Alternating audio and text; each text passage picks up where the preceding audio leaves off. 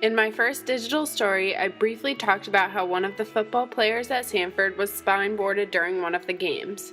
This was definitely my most memorable experience this semester.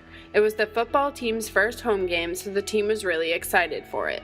During the fourth quarter, we were up by about 8 when one of the other team's players went down, and at this particular game, there was no away athletic trainer that traveled with the team, so we were in charge of both. Mariah and Colleen ran out onto the field to help the player and safely got him off the field.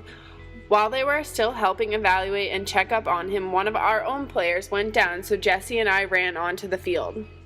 He said he had pain in his neck, so she began palpating, and the pain was right over his C-spine region.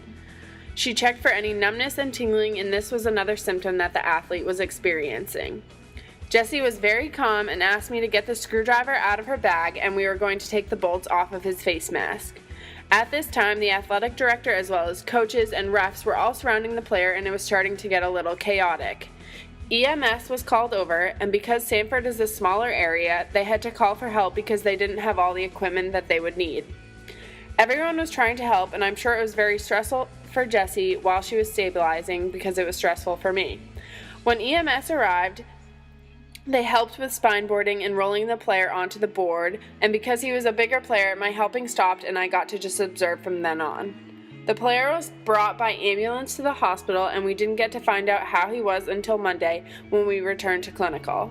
It was amazing that he had only sustained a concussion and no fractures, and I learned that this was the second time that this athlete had been spine boarded, which is a pretty rare, I think.